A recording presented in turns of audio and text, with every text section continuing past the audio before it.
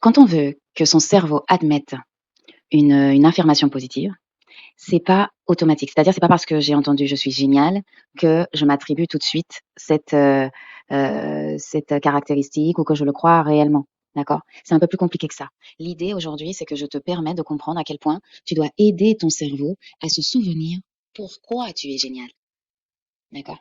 Donc en fait, quand on dit la phrase «je suis génial» et qu'on le répète et qu'on le crie, haut et fort: «Je suis génial!» pour que ton cerveau puisse comprendre que tu es génial et activer, bah, toutes les décharges neurochimiques qui sont liées à cette phrase, il faut d'abord que tu fasses le point sur pourquoi tu es génial, d'accord? C'est pour ça que j'aime bien dire aux personnes qu'il existe il y a deux personnes en vous. Il y a la personne qui a été critiquée, manipulée, rabaissée, voilà, cette personne-là a subi des, des problématiques. Elle a construit on va dire une playlist de phrases désobligeantes et on va dire de paniers d'inconfort, d'accord? Qu'on va activer dès qu'on peut d'ailleurs, avec la mémoire, le souvenir, etc. On va activer ce panier d'inconfort, on va sortir tout ce qu'il y a dedans. Dès qu'on a un petit moment, c'est ce que les personnes font et c'est ce que je faisais. Et il y a l'autre personne en vous, c'est la personne réelle, d'accord? Si je te demande là actuellement de compter le nombre de personnes qui ont apprécié d'être avec toi, qui ont apprécié d'être ton ami, le nombre de peut-être de situations où tu as fait des choses pour les gens qui savent même pas, d'accord? Le nombre de situations où tu as donné alors que tu n'avais rien, tu n'avais pas. Donc, il faut que quelque part, on est responsable de ce qu'on pense et on est responsable de la personne qu'on veut mettre en avant. Est-ce qu'on souhaite mettre en avant le côté de nous qui a subi, qui a emmagasiné un tas de paniers toxiques et que du coup, on entretient ces paniers-là en faisant ce qu'on appelle des ruminations mentales et tout ça, en ressassant des souffrances, ou est-ce que tu décides plutôt d'être la personne qui va compter à quel point elle est bien, elle a été honnête, à quel point elle a été généreuse, à quel point elle a été donnante, à quel point elle a été aimante, et qu'à partir de cette version-là, de cette liste-là, bah, on arrive à la conclusion que ouais, je suis géniale. D'accord? C'est hyper important de faire ce point-là. Parce qu'au final, on passe trop de temps peut-être à affirmer des choses qu'on ne ressent pas. Donc, je suis illimitée de je ne sais quoi. Mais en fait, on le ressent pas. Donc, à la limite, ça sert à rien. On aurait pu dire bla, blou, blou, blou, bla. C'est pareil. Et en même temps, on passe énormément de temps à ressasser et à se sentir complètement mal par rapport à des choses qui nous ont été transmises et pas par rapport à la réalité. Moi, par exemple, j'ai eu énormément de souffrances quand j'étais petite. C'était plutôt des souffrances, bah, j'avais un peu de tout, d'accord? Il y avait vraiment un peu de tout. Il y avait la carence économique, il y avait aussi carence affective avec des parents qui étaient occupés, très occupés, qui étaient quand même en train de gérer leurs propres difficultés. D'ailleurs, franchement, j'ai un profond respect pour les parents migrants, toutes les personnes qui changent de lieu d'habitation. C'est extraordinaire la richesse que ça donne aux enfants, mais la dureté de ces familles-là, la dureté de devoir aller de l'avant alors qu'on n'est pas dans un pays forcément qui nous accueille. Je ferai une vidéo là-dessus, mais c'est très important.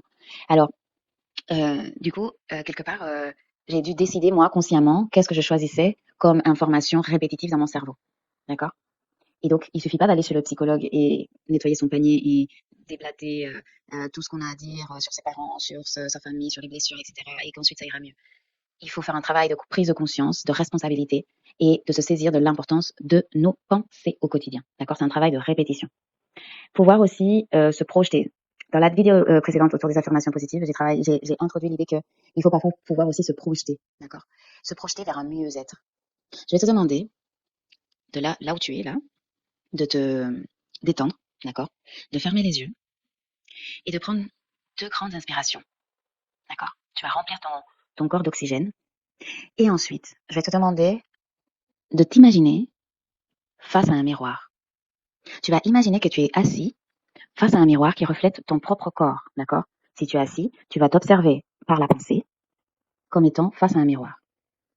Je vais te demander d'observer cette version de toi qui est face à un miroir et finalement, par la pensée toujours, observer à quel point cette version a l'air un peu lumineuse, un peu plus lumineuse que toi, d'accord? Elle a l'air quasiment comme quelqu'un qui est dans un jardin ou sous le soleil, d'accord? Pourquoi pas? Tu vas imaginer que cette version de toi, quand elle te regarde, elle a aucun souci. Tout va pour le mieux pour elle.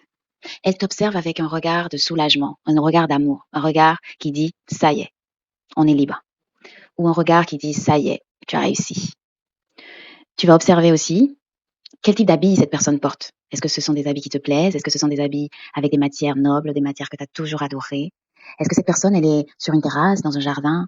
Est-ce qu'elle est assise face à la mer? Qu'est-ce qu'elle est, en fait, finalement? Cette personne-là, c'est toi, évidemment. mais qu'est-ce qu'elle a? Qu'est-ce qu'elle a de plus? Qu'est-ce qu'elle a de plus qui fait qu'elle a l'air libre et en paix?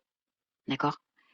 Je vais te demander d'essayer le plus souvent que possible d'enrichir cette image de toi, d'accord? Cette image que tu as créée dans ta tête, si tu as réussi, tant mieux. Si tu n'as pas réussi, il faut travailler l'imagination, d'accord? Parce que l'imagination, quand elle a été sollicitée pour des choses négatives, elle a du mal à se projeter dans le positif. Mais vous avez exactement la même capacité. Si vous pouvez avoir des pensées répétitives négatives, vous pouvez avoir des pensées répétitives positives, d'accord?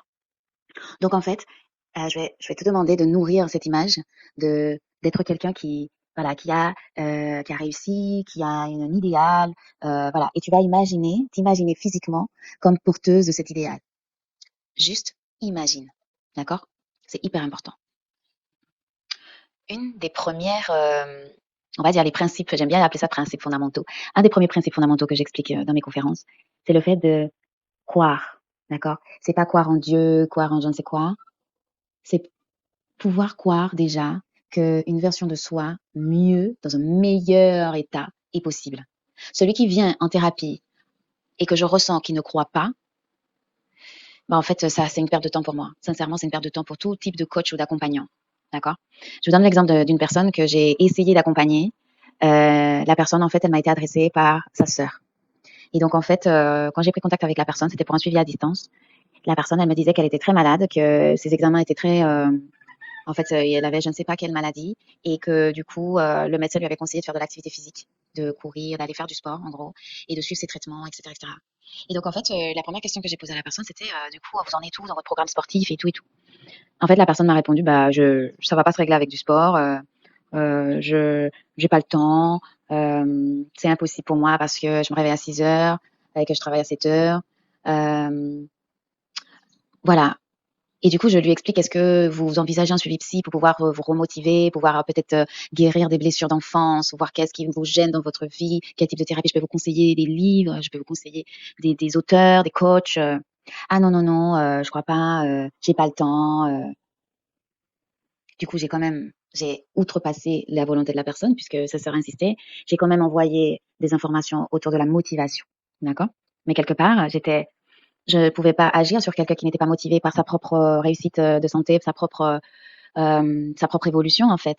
D'accord? Il lui fallait peut-être toucher le fond pour pouvoir remonter. Donc parfois il faut accepter que voilà qu'on n'a pas toutes les réponses, on n'a pas toutes les cartes, mais il est super important de mesurer à quel point une personne veut s'en sortir, d'accord? En tant que soignant, c'est très important et en tant que personne qui accompagne aussi, ne pas se fatiguer parce que la personne elle est simplement pas prête, d'accord? Donc vraiment, si tu es prête à croire qu'une version de toi avec une santé parfaite, avec l'amour, avec des enfants ou avec une maison plus jolie, etc., etc., si tu es prête à croire, mes vidéos sont faites pour toi.